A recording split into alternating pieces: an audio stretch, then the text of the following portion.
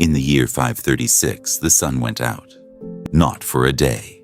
For a year and a half it gave light like the moon, pale, cold, casting no shadow at noon.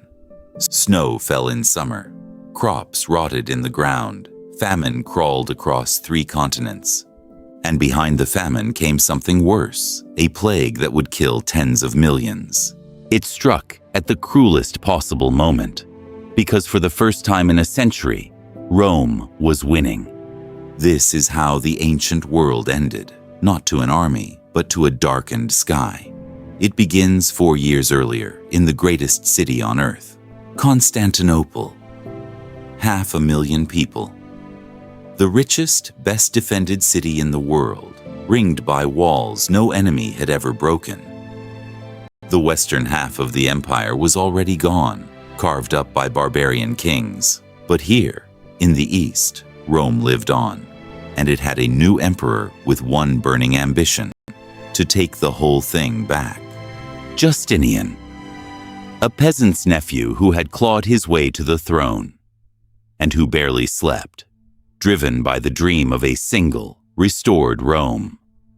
Beside him ruled Theodora, once a poor actress on the city's stages, now the most powerful woman in the world, and the sharpest mind in the palace. Together they meant to make the empire eternal. But in 532, their own capital nearly killed them both. It started, as everything in Constantinople did, at the races. The city lived for its chariot teams, the blues and the greens. Not just fans, gangs, political parties, private armies. The 2 factions hated each other, but they hated one thing more: the emperor's taxes and the ruthless ministers who collected them. After a street riot, the prefect sentenced men from both sides to hang, but the scaffold broke twice. 2 men, a blue and a green, survived the noose. Monks smuggled them into a church and refused to give them up. And for the first time, the blues and the greens stood on the same side. At the next races, the crowd stopped chanting for their teams. 50,000 voices took up a single word: Nika, conquer. The chant became a riot. The riot became an inferno. For 5 days, the mob burned the heart of the city. Palaces, churches, whole districts gone. Then they went further. They dragged a terrified nobleman named Hypatius into the hippodrome and crowned him emperor. In the palace, Justinian packed to flee. A ship was waiting. His empire was slipping away, and he was ready to run. Theodora stopped him. "Those who have worn the crown," she said, "should never survive its loss. For my part, I hold with the old saying, the purple makes a fine burial shroud." Justinian stayed. He sent his generals into the packed hippodrome and sealed every exit. What followed wasn't a battle. It was a slaughter. By nightfall, 30,000 of his own people lay dead in the stands. Hypatius was executed. The revolt was over, and Justinian had learned exactly how much blood he would spend to keep his throne. From the ashes of the burned city, he raised the greatest church in 1,000 years, a dome so vast it seemed to hang from heaven on a chain of gold. Walking in for the first time, he is said to have whispered, "Solomon, I have outdone you." The city was reborn. Now he turned to his real ambition. 80 years earlier, the Vandals had sailed on Rome and stripped it bare for 2 weeks. The humiliation had never been avenged. The treasury was thin, the army small. Everyone told him it couldn't be done. He gave the job to one man anyway. This was the world he meant to reclaim, the Eastern Empire still gold, the lost western half in barbarian hands.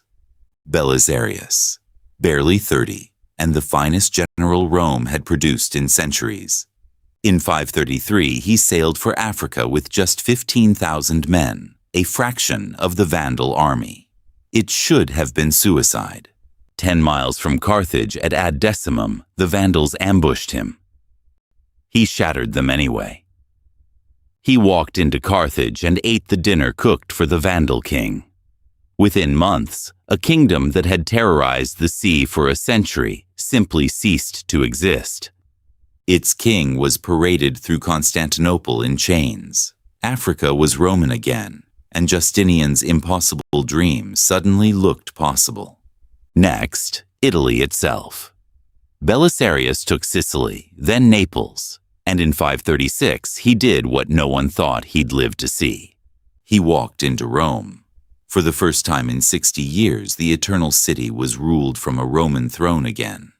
The Goths came back for it.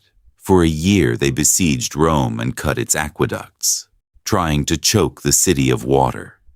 Belisarius held. He always held. It had taken 60 years to lose the West, and it was being won back in 3. For the first time since the fall, there might be one Rome again. And then, far to the north, a mountain tore itself apart. In the frozen north, a volcano erupted with a violence the world had not felt in living memory. It flung a column of ash miles into the sky, and the high winds caught it and carried it around the entire planet. At first, just a haze, a thinning of the light. Then, week by week, the veil crawled across the world, and the sun began to die. By midsummer, a man could stare straight at the noon sun and see only a dim silver disk. No heat, no shadow. Terrified chroniclers wrote by lamplight at noon. The sun, one recorded, gave its light without brightness, like the moon, all through that year. In China, snow fell in August. In Ireland, the bread failed. From one end of the world to the other, summer simply never came. The sprouting crops froze in the ground, and tens of millions of people, packed into cities that ran on grain, began to starve. We know it's true because the trees remember. In wood grown that decade, the rings shrink to almost nothing. A scar of cold in 10,000 living records. And deep in the ice of Greenland, drillers found the proof, a thin gray band of volcanic ash, dated to the very year the sun went dark. The cold didn't lift the next year, or the year after. A little ice age had begun, and it would last a century. But the darkness was only the first blow. 3 years of failed harvests emptied the granaries. Starving families crowded into the cities where the last grain was stored, and where the rats came with it. In 541, a fleet of grain ships from Egypt tied up at a small port on the Nile. In their holds rode the cargo, and the rats that fed on it. The rats carried fleas, the fleas carried a bacterium, and it carried a death the world had no name for and no defense against. It traveled the way wealth did, along the grain routes, port to port, straight toward the largest, hungriest, most crowded city on earth. In the spring of 542, it reached Constantinople. A population already broken by 6 years of cold and hunger met a plague with no immunity at all. Cold, famine, plague, all three now ruled the land at once. The sick died within days. At its peak, the dead came faster than the living could count them. By one account, 10,000 people died in a single day. The graveyards filled, then the churches. They knocked the roofs off the city's towers and packed the dead inside until they overflowed. Business stopped. Bread stopped. A city of 500,000 fell so silent you could hear the wind. Perhaps a third of them were dead by year's end. And then the plague reached the palace. The emperor, who dreamed of ruling the whole Roman world, lay burning with fever in his own bed. Justinian survived. Most did not.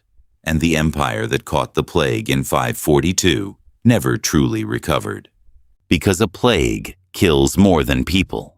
It kills the two things an empire runs on, the taxpayers who fund its armies, and the men who fill them. The recruits stopped coming. The taxes stopped flowing. The war machine that had reconquered half the world ground to a halt with the prize in reach. In Italy, the war Belisarius had nearly won dragged on 18 more brutal years, back and forth across a starving land. By the end, Rome itself, the whole reason for the war, held a few thousand souls, wandering a ruin built for 1,000,000. Rome won the Gothic War in 554, but it won a wasteland. Italy was so devastated it wouldn't recover for centuries, and the empire was too exhausted to hold what it had bled for. In 568, the Lombards poured into Italy. Justinian was dead. His generals were gone. There was no army left to stop them, and no money to raise one. Piece by piece, everything Belisarius had won slipped away. The Roman Mediterranean would never be one again. The plague didn't leave either. It returned wave after wave for 200 years, every generation burying its own. Between the cold, the famine, and the disease, as much as half the people of the Mediterranean world may have vanished within a lifetime. The great cities shrank to towns, trade withered. The tax rolls, the roads, the whole machinery of the classical world quietly stopped working. Historians now call 536 the start of one of the worst periods ever to be alive, not a single bad year, but a hinge on which the ancient world swung shut. On one side of it stood classical antiquity, Rome, its cities, its reach. On the other, something smaller and darker. We call it the Dark Ages. Within a century, an exhausted Rome and an exhausted Persia would face a new power exploding out of Arabia, and neither would have the strength to stop it. Rome's last empire wasn't beaten by a better army. It was beaten by the sky and by the sickness that came after.